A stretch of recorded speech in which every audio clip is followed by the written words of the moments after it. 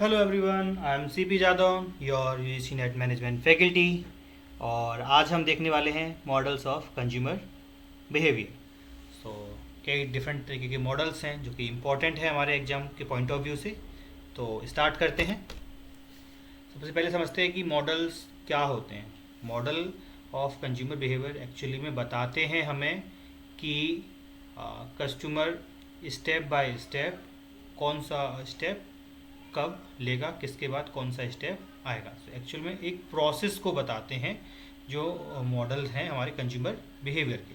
ठीक है, तो देख लेते हैं कौन कौन से वो मॉडल हैं। तीन इंपॉर्टेंट मॉडल हैं वैसे तो model of consumer behaviour describe step by step process through which consumer move from recognising a need to make a purchase and evaluating their decision. So models हमें क्या बताते हैं, स्टेप बाय स्टेप प्रोसेस बताते हैं, किसके बाद क्या step आएगा, कैसे कंज्यूमर नीड को रिकॉग्नाइज करेगा और कैसे लास्ट स्टेज प्रोडक्ट को खरीदेगा और अपना फीडबैक देगा। तो एक सीक्वेंस बताते हैं, वहीं थ्योरीज बताती हैं हमें कि क्यों कंज्यूमर प्रोडक्ट खरीदेगा, है ना। सो ये एक छोटा सा डिफरेंट है। तो अगर हम बात करें जो मॉडल्स हैं वो किस बारे में बताते हैं, बेसिकली हमें दीज मॉडल हेल्प मार्केटर, जी किसको हेल्प करते हैं, मार्केटर को हेल्प करते हैं to understand the interaction between different factors such as marketing stimuli, consumer characteristics, decision making process and post purchase behaviour. तो इन सब के बीच में क्या इंटरेक्शन है, कैसे इंटर रिलेटेड हैं आपस में, ये model of consumer behaviour explain करते हैं।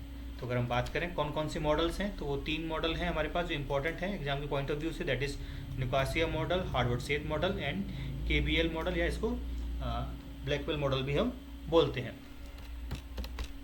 अब बात करें Nicosia model of consumer behaviour, ये एक इंपॉर्टेंट मॉडल है, इसको जरूर याद रखिएगा।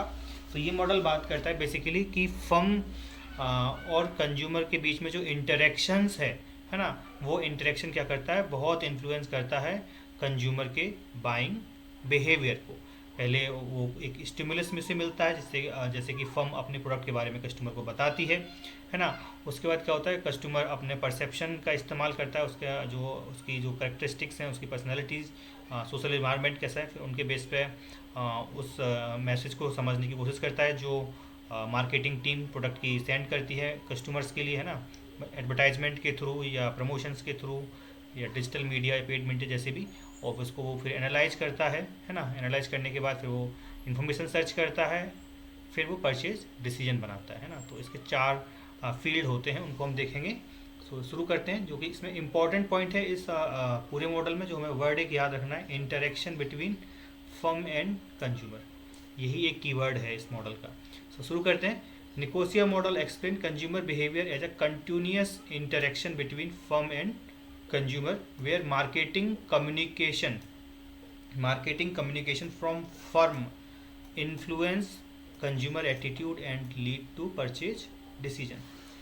वही बात है कि मार्केटिंग टीम एक मैसेज सेंड करती है जो इन्फ्लुएंस करती है कस्टमर के एटीट्यूड को, इस तरह का एटीट्यूड बनाती है जिससे कि वो उस प्रोडक्ट को खरीद ले। ठीक है। It highlight consumer decision making, it highlight that consumer decision making is not one time act but a dynamic process involve feedback।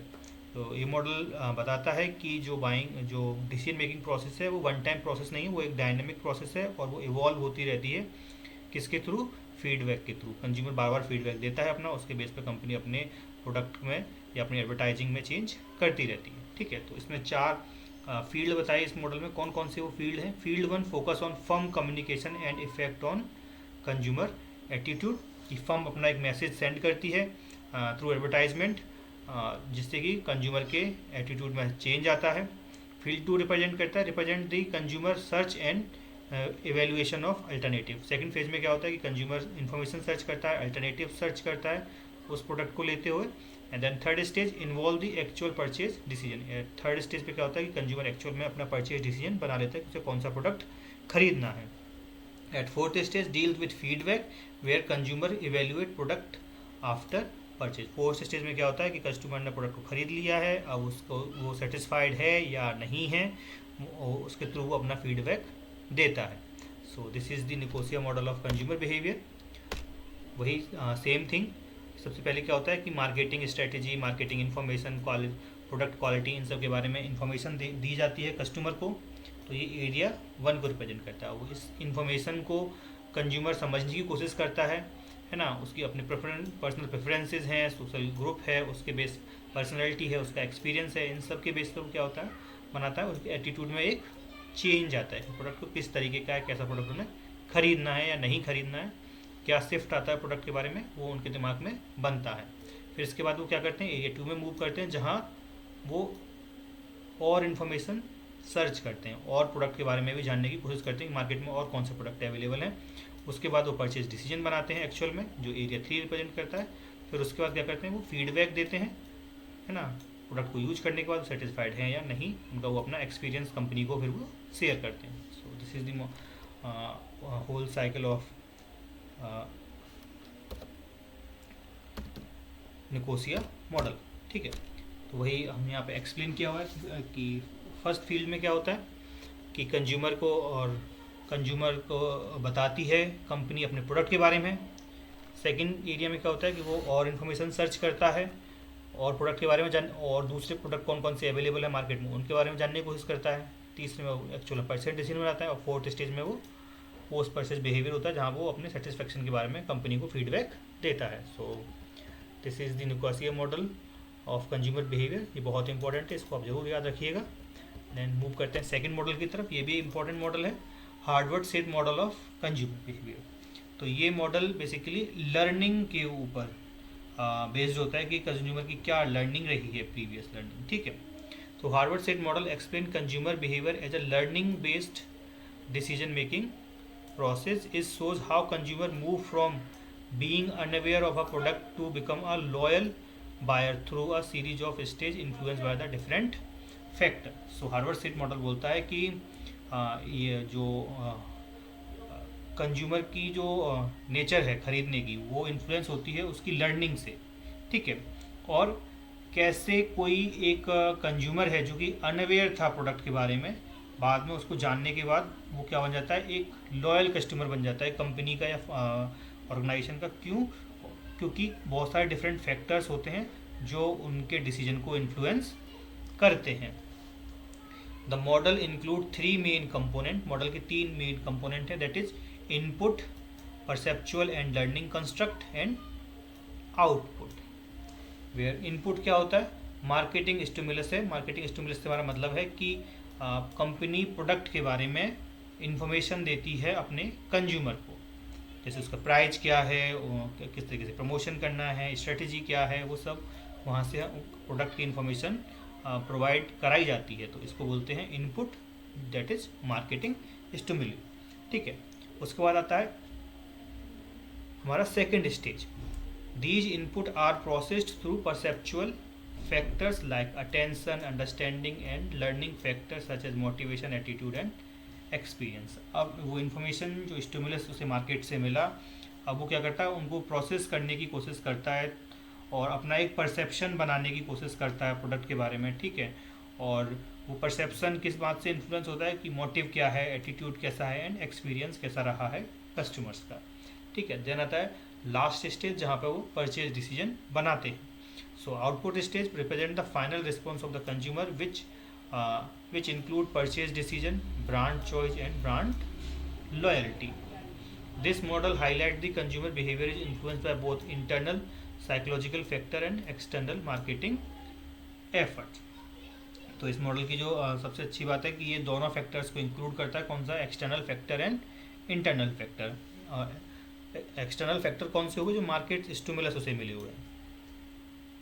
ठीक है, मार्केट से किस तरह से लोगों को उसे कम्युनिकेट किया जा रहा है, किस तरीके से, और अदर सोशल इन्वायरमेंट्स हैं, है ना, वो वहीं उसे परसेप्शन बनता है on the basis of attitude, experience, motivation, इन सब के बेस पे वो एक लर्निंग बनती है उनकी, है ना। और लर्निंग बनने के बाद वो एक आउटपुट डिसीजन बनाते हैं, जहाँ उन्हें प्रोडक्ट खरीदना है या नहीं खरीदना, उसके बारे में वो डिसीजन लेते हैं। ब्रांड कौन सी लेनी है, लॉयल रहना है या नहीं रहना है, वो सब यहाँ पे होता है। So this is the actual, जो आपको एक लाइन याद रखनी है इस मॉडल के बारे में, that is Howard Sheth model explain consumer behaviour as a learning process influenced by input, internal processing and output. और ये परसेप्चुअल, प्रोसेस तो आपको वर्ड याद रखना ही रखना है, ठीक है। मूव करते हैं नेक्स्ट मॉडल की तरफ, that is Blackwell model of consumer behaviour. ये जो KBL EKB मॉडल है, ये एक्चुअल में बाइंग प्रोसेस को एक्सप्लेन करता है। जो एक्चुअल में बाइंग प्रोसेस होती है कि एक स्टेप के बाद दूसरे स्टेप पे कंज्यूमर कैसे मूव करता है एक्चुअली में, ठीक है। So Blackwell model explain consumer behaviour as a step by step decision making process. It's focus on how consumer move from recognising a need to make a purchase and evaluating the product after purchase।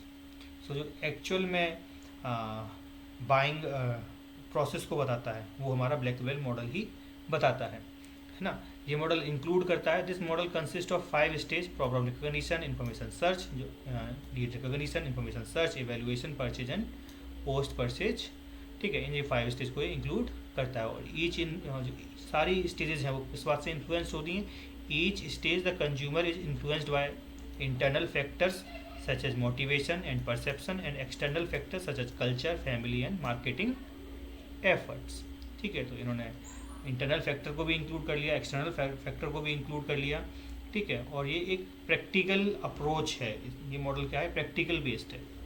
This model is highly practical and closely related to real life buying behaviour, ठीक है। तो इनमें सबसे जो actual में practical based कौन सा model है, EKB ही मॉडल है, ठीक है। So these are the 3 model of consumer buying behaviour. Nicosia model जो कि इंटरेक्शन के ऊपर बेस्ड है, कि कंज्यूमर में और कंपनी में एक इंटरेक्शन होता है, उसके बेस पे वो इन्फ्लुएंस होता है, ठीक है। हार्वर्ड सेट मॉडल में क्या था हमारा, कि जो कस्टमर है वो अनअवेयर होता है प्रोडक्ट के बारे में, लेकिन वो धीरे धीरे प्रोडक्ट के बारे में जानता है, जो कि कई स्टेज पे इन्फ्लुएंस होता है और उस पर परसेप्शन, इंटरनल फैक्टर्स होते हैं, वो उसकी लर्निंग को इफ़ेक्ट करते हैं। वहीं जो ब्लैकवेल मॉडल है वो एक्चुअल बाइंग डिसीजन को बनाता है। इसमें 5 स्टेजेस होते हैं जो हमने 1 बाय 1 देखे, जहाँ पे एक्सटर्नल और इंटरनल फैक्टर्स को भी काफ़ी अच्छे से इंक्लूड किया गया है। So this is all for today class. अब देख लेते हैं कुछ प्रीवियस ईयर क्वेश्चंस, तो आप पॉज करिए और उन्हें सॉल्व करने की कोशिश करिए। चलो शुरू करते हैं। विच of the following statement correctly differentiate the Nicosia model from the Harvard Sheth model. तो क्या आंसर होगा इसका,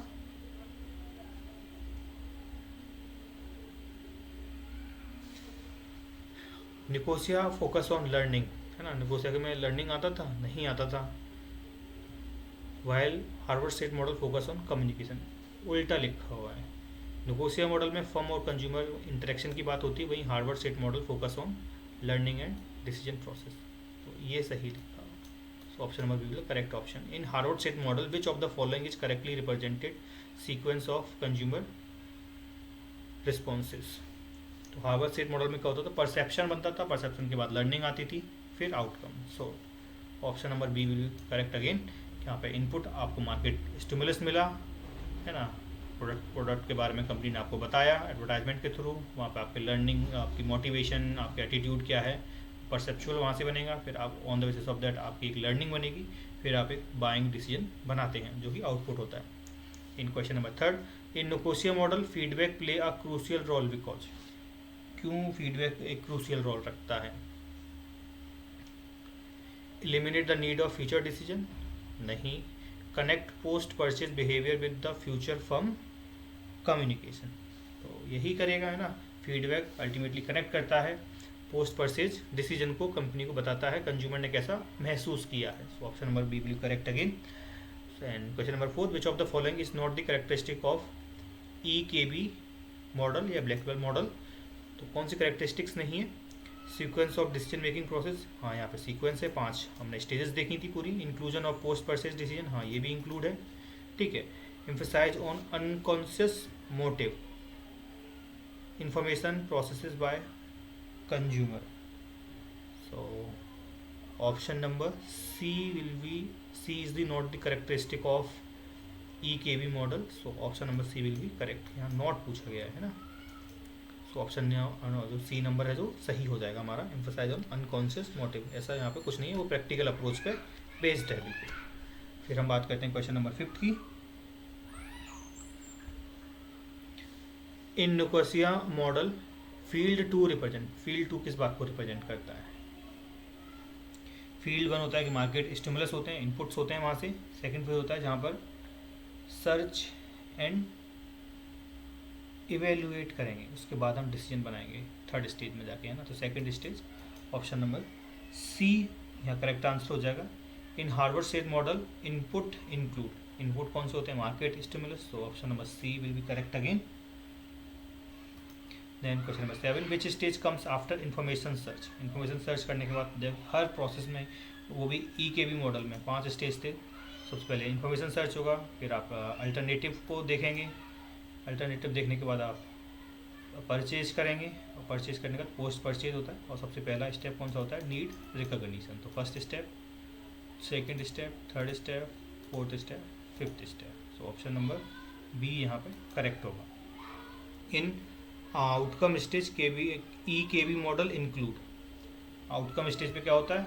परचेज होता है, और वहाँ पे सेटिस्फेक्शन के बारे में बात होती है, फीडबैक के बारे में बेसिकली बात होती है ना। So option number B will correct again. This is all for today class, मिलते हैं नेक्स्ट लेक्चर में। Thank you.